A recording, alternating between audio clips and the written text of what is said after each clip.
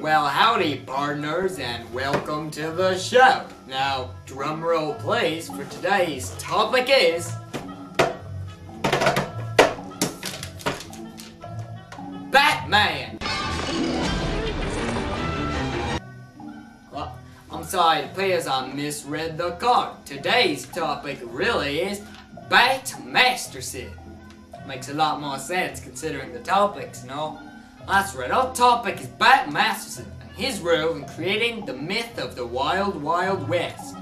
We shall delve into apocryphal legends, a curious TV show, and the truth behind the tales in this little program I like to call Bat Masterson, Master of the Batman. Bat Masterson, Master of the Myths. And now we go to our roving reporter in the field, Gautam Jane.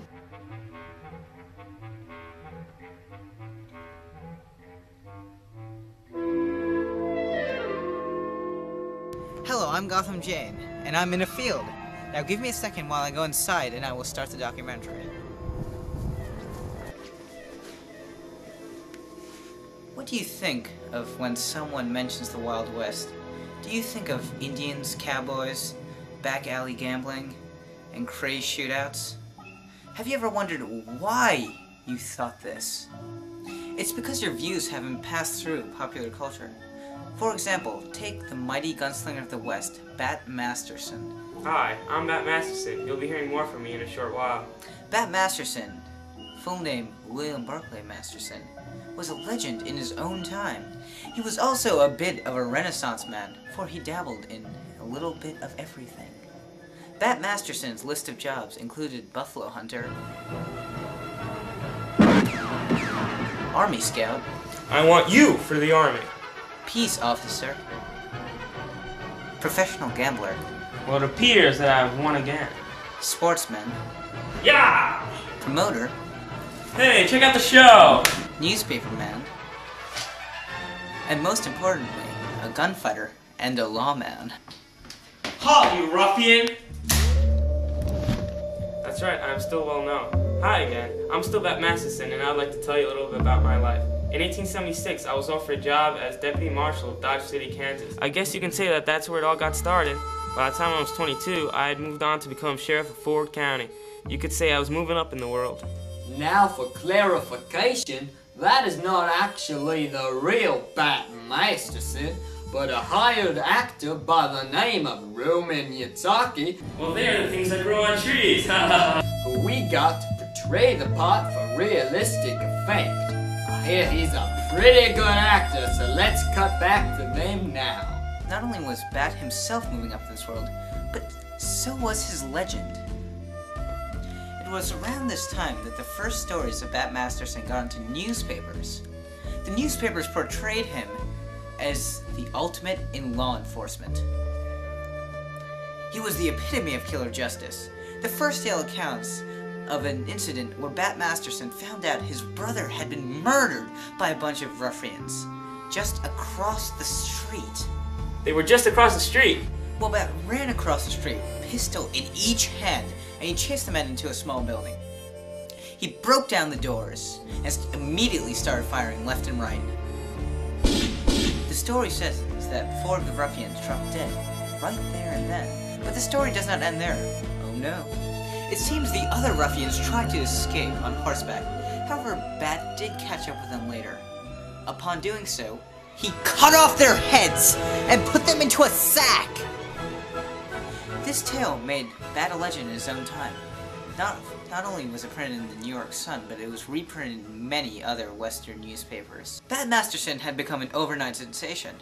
Adding to this was his style, for he was never seen without his trademark bowler hat or cane. Bat's fame spread through stories such as Bat's Bullets. However, the validity of these stories have been questioned. That is why we're doing this program here today. When Bat was asked about all of his supposed killings, he merely answered, quote, that he had not killed as many men as popularly supposed, but that he had had A great many troubles. I've been tried for first-degree murder 4 times, but have been acquitted each time. And as for that tale of multiple decapitation, Oh, well that story was straight, except for the fact that it did not cut off their heads. Well, looks like a legend's been born now, doesn't it? Well, indeed, a legend was born. But was it true? Bat himself even thought the stories were a little exaggerated. Well, a little. Yet here we are today, still talking about it, even though there is no hard evidence that Bat Masterson killed anyone. Well, I wouldn't say that. Quiet, you're just an actor. Well, it looks like our roving reporter Gautam raises a very good point. Why are we here talking about this now, besides the fact it was an assigned project? Well, it's because tall tales don't die, and legends never leave.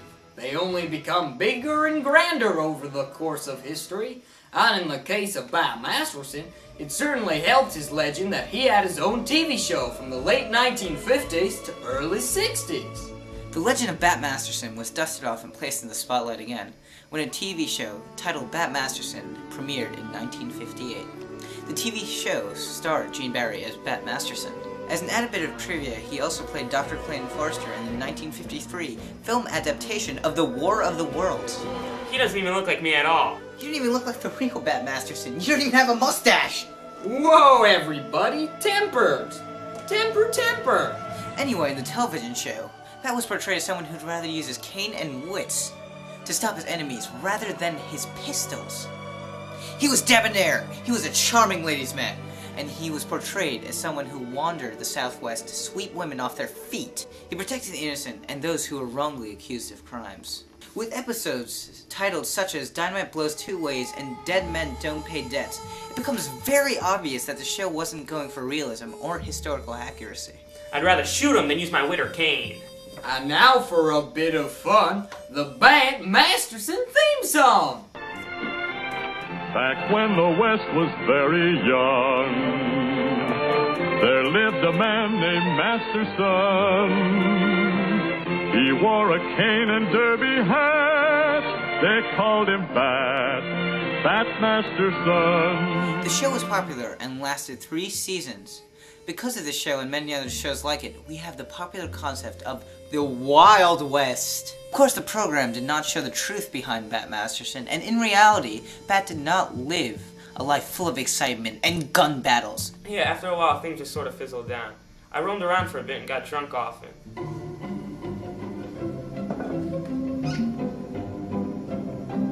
As the 1900s came around, I moved to New York City and became a newspapersman for the New York Morning Telegraph. I was a sports writer. Oh, how the mighty fall! He was called a legend in his own time, but at the end of his life, he was far from it. On October 25th, 1921, Bat Masterson died of a sudden heart attack while writing a newspaper article.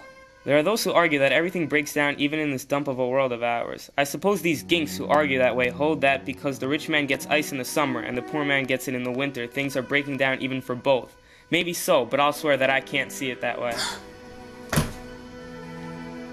Thus ended the life of Bat Masterson. Well, I hope you enjoyed our little expose on the truth behind the Bat Masterson legend. That maybe you even learned a little something from it yourself.